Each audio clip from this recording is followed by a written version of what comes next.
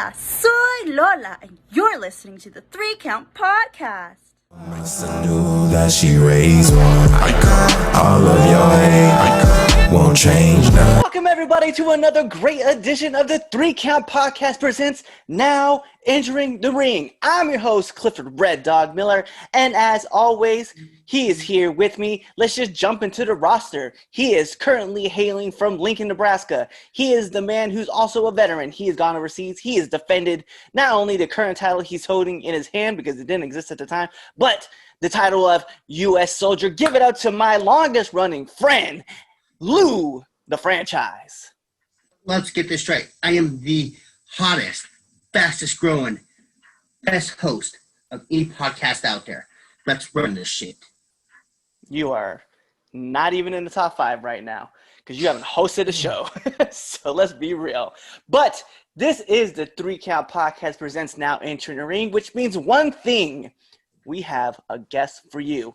Let's be real. You can find this man at NWA Tacoma, NWA Top of Texas. You can find this man on ACW and WWN. You can also find him at TCW, DCW, and VIP Wrestling. He is the youngest NWA National Heavyweight Champion. Gotta give it up for the man himself, Jake Logan. Wow, what an intro. I like that. I appreciate it. I was going to say, man, we have to do it big, man. We have to do it big. Absolutely. But thank you for coming on the show with us, man. I truly appreciate this. Yeah, man. Thank you for having me. I'm excited. Me too. We were actually talking back and forth because you currently reside in Texas right now, right? In Amarillo, is that right? No. I moved away from Texas. It'll be 2 years in March. I live in Ocala, Florida now. That's right. I forgot. But because we both had ties to the Panhandle of Texas. Yeah. That's what it was. And I was laughing because when I saw like Northern Texas, I was like, yo, I used to live in Shallowater. I was like, I kind of know where we're at.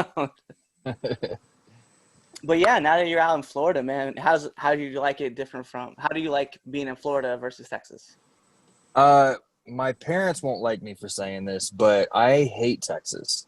I hate Texas with a passion. And it's not like Texas as a whole. I guess I shouldn't just say Texas. I hate Amarillo. Even though it's where I had my debut and everything, I just living there for 15 years. It got really old really fast. I remember as a kid, we moved there when I was like 8 or 9 years old. As soon as I stepped out of the car, let me backtrack. 8 or 9 years old, driving through Texas, not seeing any trees, just seeing brown, flat lands. I looked over to my dad, and I was like, I want to go home. Because we moved from Americus, Georgia, to Amarillo, Texas. Oh, wow. Green to brown. Oh, man. Yeah. Lots of greens, the very brown. And as soon as I stepped in the car and I felt that dry heat hit me, I was just already over it. And then I dealt with it for the next 15 years. Yeah, I've done 2 different stints in Texas. I did Lubbock, Shallowater, and I was living on Reese Air Force Base.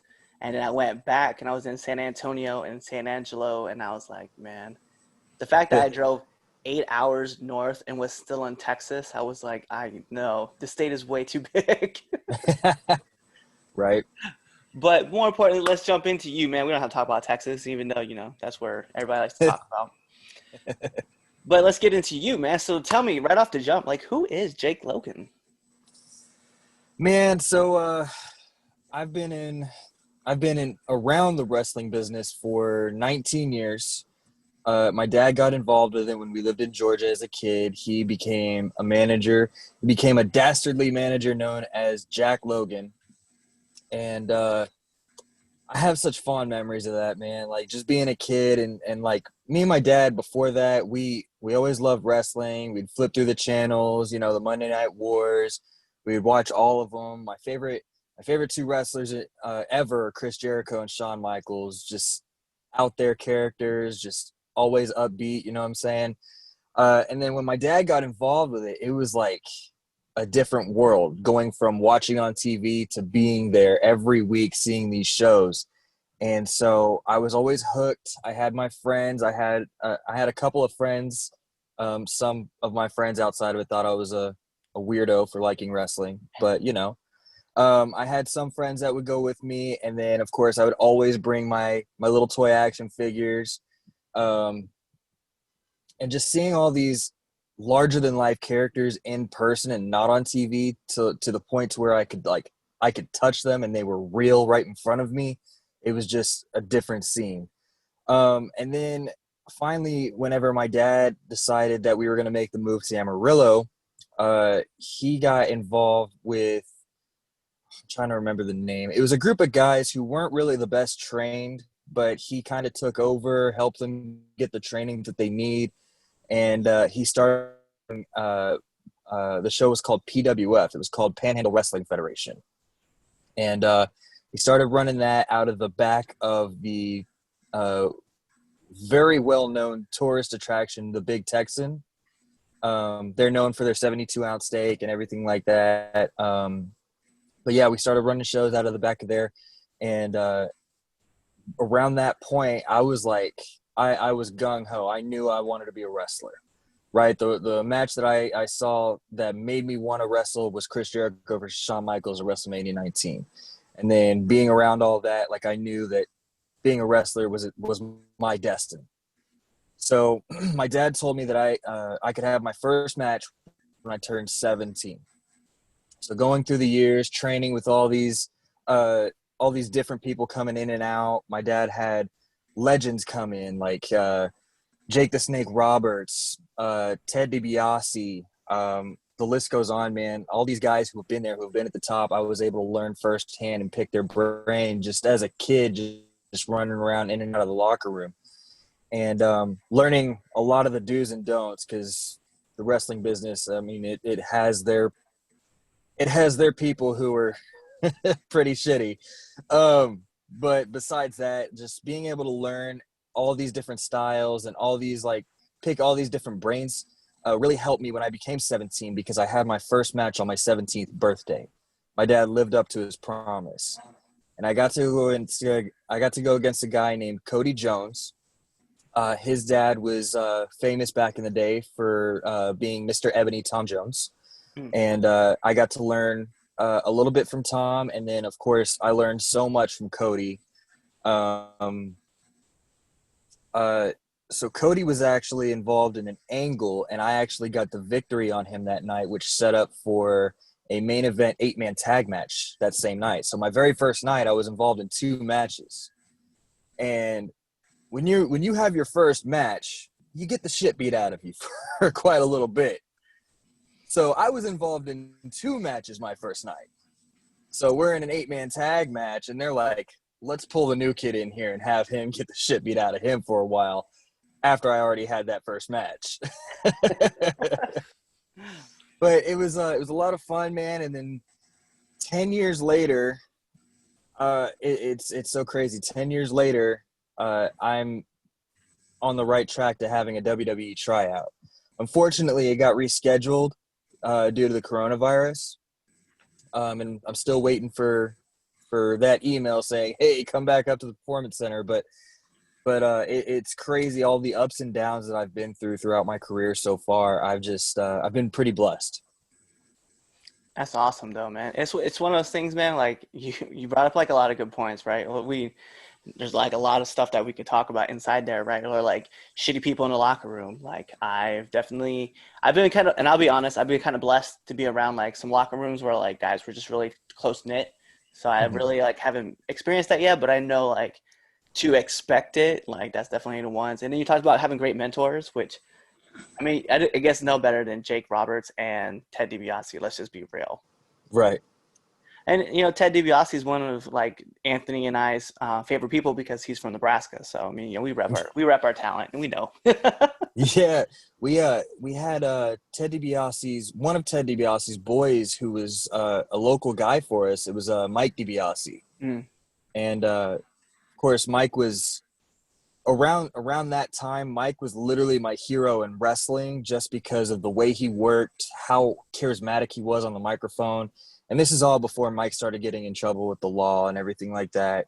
And because Mike, he was a NWA North American champion, and I looked up to him so much, man. And then I got a little older and realized, okay, he's doing some stuff against the law. Luckily, he's better now. He's a lot better now. I've talked to him in recent years, and he's doing a lot better now. He's out of jail finally. He's got a little girl. He's living on a farm. So I'm super happy that he's cleaned up and everything. But Mike back then was my hero. So that's how we had the connection to Ted DiBiase. That's awesome, though. So another question I'm going to ask you, man, is like, what do you think's the one thing missing from wrestling? Well, I don't feel like it's as much of a brotherhood as it used to be. Mm. So back in the day, you hear all these stories about how, guys like Arn and Tully, they were always constantly on the road together, and they bring in some new guys, and they teaching the ropes and everything like that. There's not too much of that anymore. While it's similar in a lot of ways, it's also different because there's not too much of that anymore. There's still your guys that'll pull you up in the car and be real friendly to you and let you learn the aspects of wrestling. And I like to think that I'm one of those because I'll help anybody. But I don't feel like there's too much of that anymore because nowadays it's a lot of egos. There's a lot of egos in a lot of locker rooms. And I'm not saying every locker room, but quite a bit, especially in Texas. Yeah, I mean, I can understand. I mean, like, you're right. There's just so many different personalities out there, and then you're like trying to learn from everybody. And that's like the one thing I like about like this show is I like asking people like to come on and not just talk about like because everybody has like different answers for like everything they want to go through. And like the one thing that's crazy for me is that listening to everybody's like point of views, and then like you could kind of feel like who's like really high on themselves and who's kind of like I'm here to be a mentor. And then like it's cool to find those guys that you're like I can vibe with this dude, or like this seems like the kind of guy like I would do like a 10-hour road trip with, and then by the time I got out, like I was an expert in whatever field like I wanted to be in. So it's I definitely understand that about like the brotherhood side. And then I do get the other part where like you definitely feel like some people are just like looking out for themselves and are like trying to hold other people down. So I can understand where you're coming from with that. What's one of your actually I know Anthony asked this question a lot, so I'm gonna let him ask this question, but what's been your worst bump that you've taken? Oh, there's a lot of them.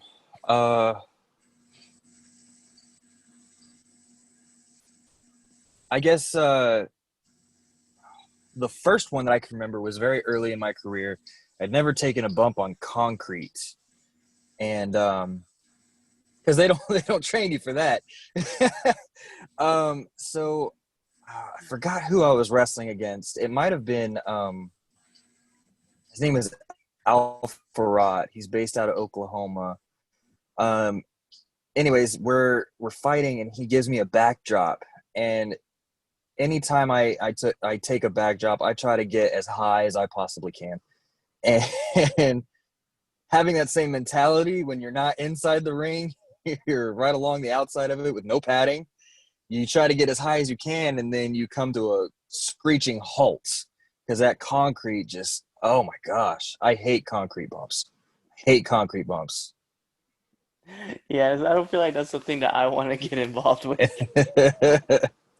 So my last question before I turn over to Lou, what advice would you give to up and coming wrestlers?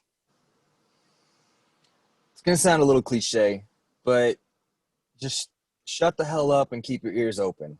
If somebody's going to critique you, let them critique you. Especially if you have respect for a name that's come into your local organization and you ask them to watch your match. I see this too often. A guy will go up to somebody. They'll say, "Would you mind watching my match, please?" Guy says, "Sure, no problem." Watches the match, and then when it's time for the feedback, the guy's like, "Well, you could have done this, this, and this. You did great on this, but you should have done this." And then the guy that's asking for the advice, and he's like, well, this is why I did this. So I think I did okay right there. Shut up. Listen to the veteran, listen to the advice that's being given to you. Don't take anything for granted in the wrestling business, because it can all just go up in smoke in the snap of a fingers. Yeah, that's some great advice, man. So let me turn this over to Lou, and then we'll go from there. Sounds good. What up, Jake? What's going on, Lou? Not much. How are you? Good, man. Good. So my first question for you is after your matches, what do you like to eat? Like I heard people don't eat before matches, but after the matches, I've heard some good stories. So I want to know what you're looking to eat after your performance. So in recent months, I've been on the keto diet. It's helped me out a lot. Lost a few pounds. So after a match, I just like to carb it up. I'll go somewhere and it'll be a carb-tastic night, man. So I don't really have like a certain meal per se or anything, but just like, I don't know, after a match, if you want to put a plate of cheese fries right in front of me, I'm gonna tear it up. I get. All right, my next question for you is what's the one moment that you're like, I can't believe I did that, or I can't believe this has happened to me, and this is so great. So the guy that I had my first match against, I was about. Hey, Jake. Yeah.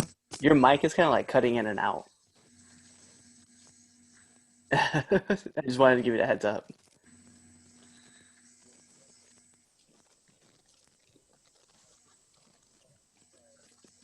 I can't really hear you.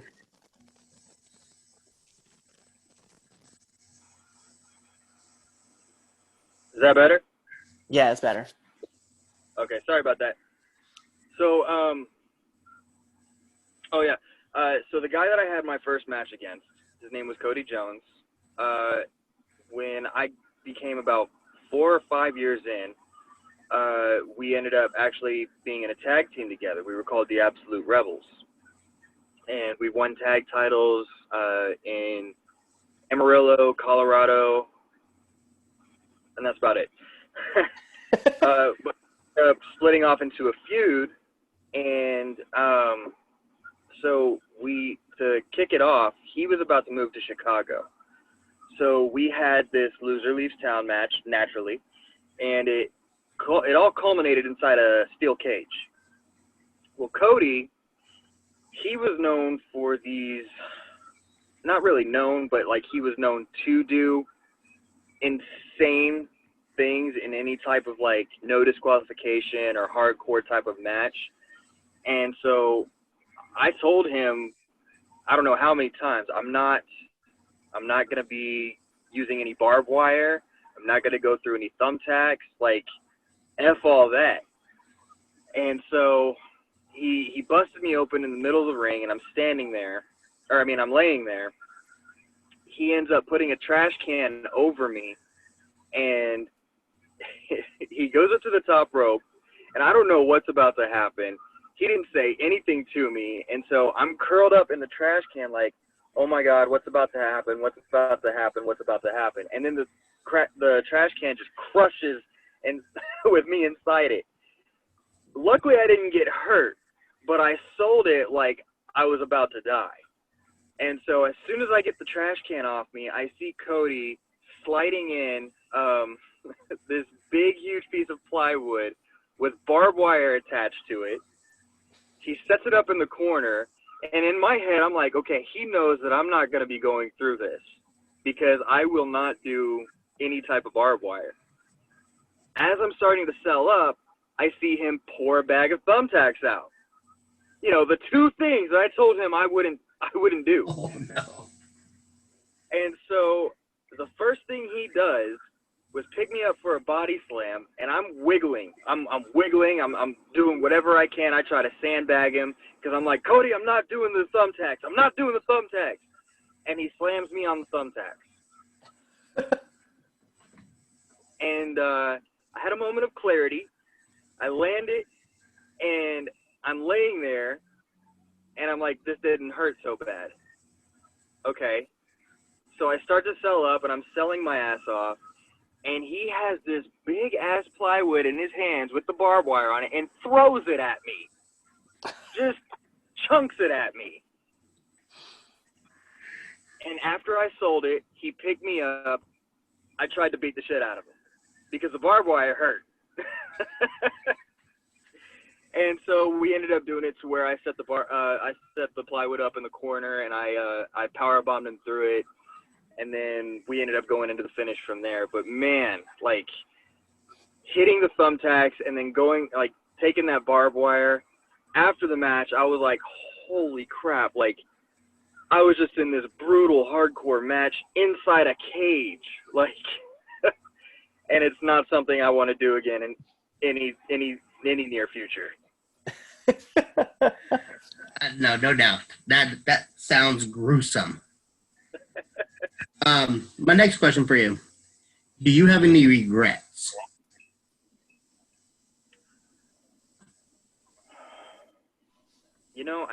I don't really think I do because, like I said earlier, I've been pretty blessed in this business. So anytime I've ever screwed up, anytime I've ever beat myself up about something, maybe thrown a beer bottle or two at a wall because I was pissed off, I wouldn't trade any of my screw ups for anything because it's brought me to where I am today. And I'm so thankful for where I'm at today. I'm thankful for the support of my family, my fiance, my friends. I'm in a good place. So without all of that, I don't think I'd be where I am today. Oh yeah, no doubt. I like it. My last question for you is: let's jump in the time machine. Let's fast forward this 5 years from now. Where do you want to be? Well, I told somebody the other day that I'm 27 now. 30's around my corner, and I don't want to be careerless. So I want to be somewhere that's offering me a contract that's letting me be able to take care of my family. I want to be the guy that my friends come up to and say, "Hey, I'm so sorry. Can you loan me however much money?" And I just want to be able to be like, you know what? Just pay me back when you can. Here's the check. I want to be able to take care of my family first and foremost. So anywhere that offers me a contract with some good money, that's where I want to be. That's respectable. Gotcha. All right, that's all from me. I was like, well, here at the 3 Count Podcast, we can offer you a contract of hot dogs and handshakes, but we ran out of hot dogs, so, and it's coronavirus, so, like, handshakes are kind of like a no-no, so we can do, like, fist bumps. So one question that Anthony didn't ask that I thought Lou was going to ask you definitely was, what keeps you motivated in the business and driving to be better? Well, so my first year here in Florida, I was not doing so hot. State-to-state moves are very hard, and me and my fiance, we were struggling pretty hard as far as like income and everything. Like, I didn't get a job until we were almost a month here, and so she probably wouldn't like me saying this, but she'll get over it. We literally were at a point where our power was cut off. We were running out of food in the refrigerator. I don't know if anybody's ever done grocery shopping at a Dollar Tree, but that's what we had to do. Like, it was tough. I finally started getting some income. She finally started getting some income, and things were starting to look okay and everything. And then, it was hard there for a while. And then a year.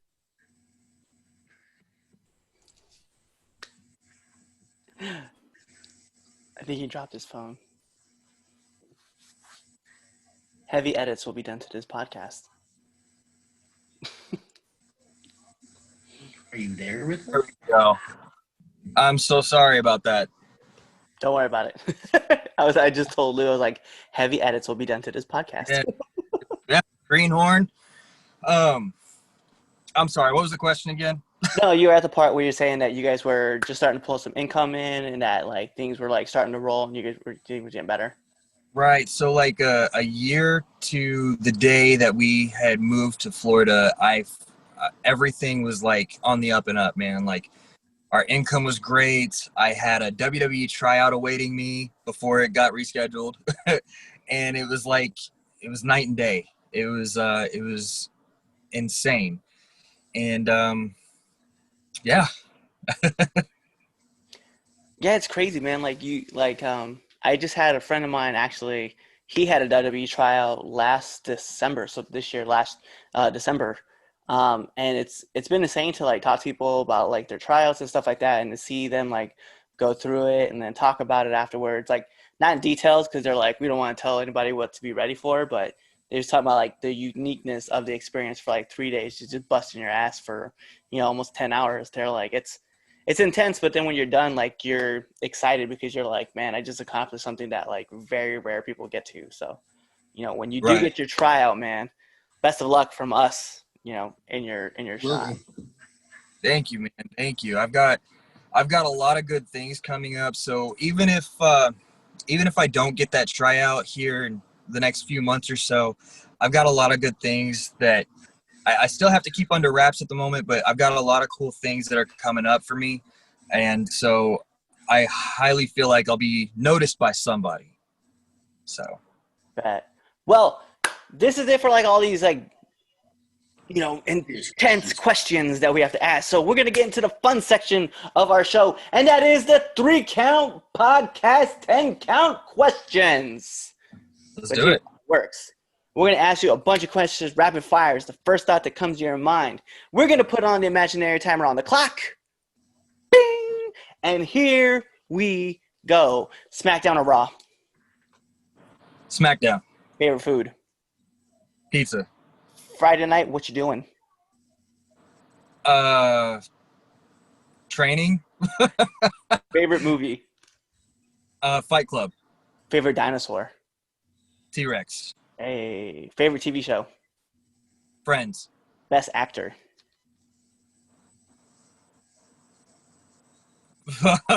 Brad Pitt. There. Coincidentally has been, on Friends. Favorite podcast? This one. That's right. It's like we didn't say anything at all. Nominate someone to be on this podcast. EC3. Yeah. I like that.